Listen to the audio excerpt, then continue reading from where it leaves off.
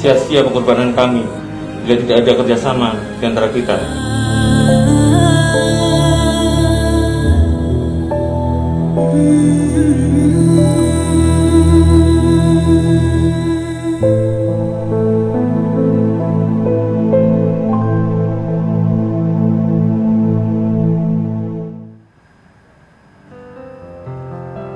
Kembali di Prime Show with Ira Kusno.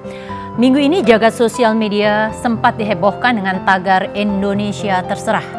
Tagar ini muncul bersamaan saat masyarakat tidak peduli dengan kedisiplinan melaksanakan protokol kesehatan. Ramainya warga berbondong ke pusat perbelanjaan, pasar dan juga di bandara dipicu juga karena kesan adanya wacana pelonggaran dari pemerintah. Apakah ungkapan Indonesia Terserah ini menunjukkan kekecewaan atau kepasrahan? Saat ini saya sudah terhubung dengan Wakil Ketua Umum Ikatan Dokter Indonesia IDI, Dr. Adip Kumaydi. Selamat malam, Dr. Adip. Selamat malam, Mbak Ira. Ya, Dok, sehat-sehat? Alhamdulillah. Alhamdulillah ya. Ya, Dok, ini ungkapan Indonesia Terserah sebenarnya kayaknya sudah sesuatu yang diubun-ubun. Tapi ini lebih karena jengkel, marah, atau pasrah, Dok? Ya, jadi kalau dibilang kecewa ke siapa lah? Ini adalah sebuah profesi yang sudah kita istilahnya itu pengabdian profesi lah.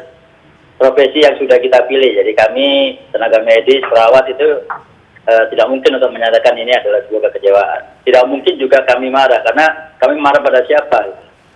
Tapi ini adalah sebuah bentuk keprihatinan sekaligus mungkin bisa diartikan adalah gaya bahasa satire atau sebuah ironi, di mana pada saat kita semua berjuang untuk menyelesaikan permasalahan COVID, apalagi bagi kami di tim medis, tapi masih ada juga beberapa pihak yang belum memahami kondisi ini, sehingga masih banyak yang kemudian bergerombol, berkerumun, yang itu tentunya nanti terserahnya lagi adalah, ya udah, bagi kami adalah, ya kita siap-siap di rumah sakit, kita siap-siap di vaskes untuk menerima mereka menjadi pasien, yang itu aja. Sebentar, Dok. Tadi kan dokter bilang ada beberapa pihak. Selain tagar Indonesia Terserah, itu juga ada tagar gantian. Ini kan tentunya ditujukan buat masyarakat ya. Artinya Anda yang berada di garda depan, jaga pasien, kami yang di belakang saja kalau misalnya bandel terus seperti itu. Ini balik lagi. Sebenarnya jadi kemarahannya ini sudah pada masyarakat umum sama juga mungkin pemerintah, begitu ya, Dok? Jadi ada dua hal sebenarnya. Kan kita tahu kelompok masyarakat ini ada kelompok masyarakat yang aktif, yang kemudian dia update terhadap setiap informasi tentang COVID ini. Bahkan dia akhirnya berjuang bersama untuk kemudian memberikan sosialisasi edukasi. Tapi ada juga kelompok masyarakat yang pasif. Nah, kita tidak tahu berapa persen yang masyarakat pasif ini ya. Tapi pada saat kita melihat, mohon maaf, ada di kasus berkumpul di McD, kemudian berkumpul di Bandara Soekarno-Hatta. Hari ini juga kita lihat juga banyak yang mudik di jalan tol Cikampek yang macet. Jadi buat kami ini adalah sebuah bentuk keprihatinan. Jadi mau tidak mau nanti memang ya udah kita udah berusaha gitu. Dokter udah berusaha saya kira, dan juga pemerintah juga berusaha, walaupun kadang-kadang kami melihat perlu ada kejelasan di dalam pemerintah juga untuk memberikan ketegasan terhadap himbauan-himbauan atau aturan. Ini poin yang saya mau tanyakan selanjutnya. Memang artinya dokter melihat ada yang salah dengan kebijakan pemerintah saat ini? Sebenarnya kalau salah sih tidak ya. Tapi ada yang ketegasan yang dibutuhkan saat ini. Pada ketegasan saat dalam hal apanya, Dok? Jadi himbauan, kita contohkan begini. Ini salah satu contoh yang sederhana saja adalah memakai masker, ya kan?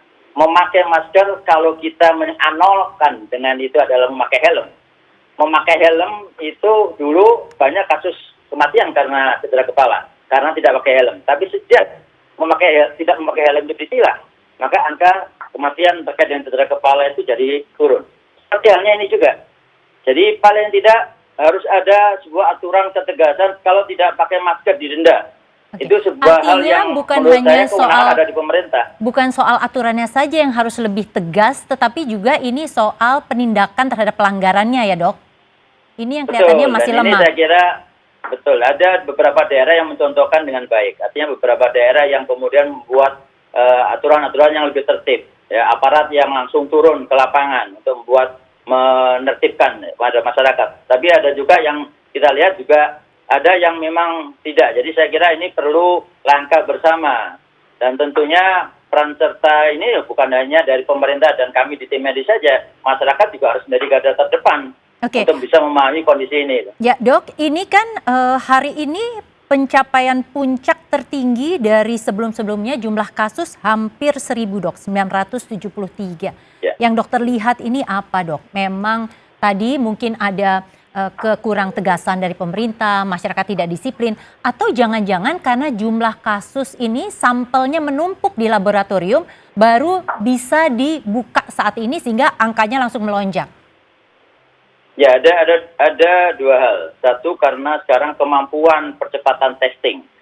Ya, itu yang kita lihat ya. Jadi laboratorium yang lebih banyak, terus kemudian di center-center untuk pemeriksaan yang dibuka lebih banyak. Sehingga itu membawa sebuah konsekuensi. Bukan tidak mungkin hari-hari berikutnya ini kita akan masuk di angka di atas 1.000 untuk percepatan hasil yang terkonfirmasi dari sekian ratus ribu spesimen yang diperiksa. Ya, jadi dan ini pun ada yang itu yang pertama. Kemudian yang kedua, kalau kita lihat kita harus lebih terperinci. Daerah mana yang sekarang angka kenaikannya lebih tinggi? Kalau kita lihat data hari ini, daerah yang cukup naik, ya, angkanya cukup naik, ya, dan dilihat juga hari yang kemarin, contohnya adalah Jawa Timur. Ya, itu angkanya tinggi sekali ya kenaikannya dok ya? Betul, betul. Nah ini yang kita harus lihat, apakah faktornya hanya karena kemampuan testing saja, ataukah muncul klaster-klaster baru atau kasus-kasus baru di wilayah itu yang kemudian harus segera dievaluasi. Oke, dok, ini kan sebenarnya kurva kita tuh sempat turun ya, sempat landai, kemudian naik, tapi kemudian naik turun begitu ya. Di lapangan sendiri apakah memang ini tercermin dok? Artinya naik turun atau sebenarnya tetap naik angkanya? Ya, jadi kalau dibilang turun juga belum, karena kalau kita lihat kurvanya itu seperti gergaji gitu loh. Di atas, naik turun, di atas tapi nggak pernah turun melandai gitu loh. Dan kita bisa katakan memang saat ini belum bisa dikatakan sudah sampai puncak. Karena masih banyak yang juga belum dilakukan pemeriksaan atau konfirmasinya. Sehingga strategi yang pertama di dalam kaitannya dengan testing memang mempercepat untuk segera semua yang ODP, PDP, OTG itu semua bisa diperiksa untuk terkonfirmasi apakah positif atau tidak. Ditambah juga yang OTG juga. Nah, dari situ kemudian kita lanjutkan dengan yang namanya tracing. Oke, dok, itu kerja besar ya, dan padahal saat ini pemerintah kelihatannya sinyalnya mau mulai melonggarkan PSBB. Ada kondisi normal baru. Dokter melihat apakah ini memang sudah tepat dilakukan? Ya, jadi kondisi normal baru nanti memang akan dihadapi oleh kita. Artinya bukan hanya di Indonesia saja, di seluruh dunia. WHO sudah memberikan sinyalemen bahwa kita nanti akan berhadapan dengan COVID itu bukan hanya sekian bulan, tapi bisa 1 atau 2 tahun ke depan. Sebentar dok, pertanyaan saya adalah, walaupun kondisi normal baru ini harus dihadapi, apakah memang sudah tepat di awal Juni ini kelihatannya dilonggarkan PSBB-nya dok? Ya, kalau kami menyatakan bahwa tidak bisa kita melompat langsung pada saat ini. Harus ada persiapan, dan itu sesuai dengan himbauan dari WHO juga. WHO harus mengimbau menyatakan bahwa pertama, pada saat kita mau masuk kondisi new normal, negara itu harus memastikan bahwa kita bisa mengendalikan penularan ini. Kemudian yang kedua, bagaimana kita menyiapkan kapasitas kesehatan, sarana prasarana dan SDM. Yang ketiga, menyiapkan yang namanya protokol di dalam setiap aktivitas kehidupan, di setiap perkantoran, mal dan sebagainya, atau pabrik, yang itu kemudian protokol-protokol itu sudah disosialisasikan. Ya, artinya kalau kita bicara dalam durasi waktu kapan? 1 bulan begitu dok? Karena kan kehidupan ekonomi ada memang roadmap yang harus dibuat. Harus ada roadmap yang dibuat, harus ada fase transisi yang dibuat. Kita perlu juga untuk bagaimana kita merubah perilaku yang cepat dari masyarakat. Karena kalau umpamanya tidak diikuti sosialisasi kepada masyarakat tidak paham, maka ini akan bisa menimbulkan kluster-kluster penularan yang terbaru. Gitu. Oke dokter, tapi belum jawab pertanyaan saya, artinya tepat atau tidak kalau dilakukannya di awal Juni? Saya kira kalau awal Juni belum, karena kita harus melangkah pada yang namanya evaluasi, kemudian kita harus siap dengan namanya protokol dan sosialisasi kepada masyarakat.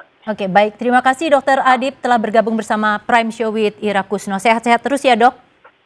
Amin, makasih Mbak Ira. Kedisiplinan adalah kunci mengatasi corona. Tidak hanya disiplin masyarakat, juga kedisiplinan pemerintah dalam menerbitkan regulasi. Sesaat lagi di Prime Show with Ira Kusno kami akan kembali.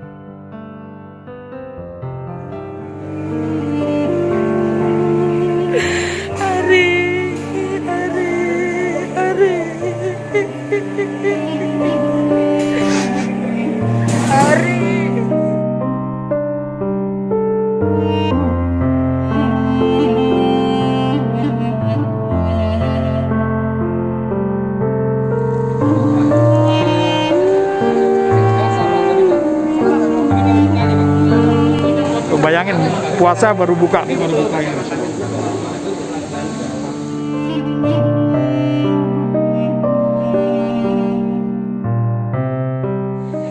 Isya baru bisa buka puasa karena mereka baru aplusan. Buka puasa baru jam segini ya berarti ya. Wah, luar biasa ya. Ini udah Isya baru buka puasa. Oke, yang penting sehat.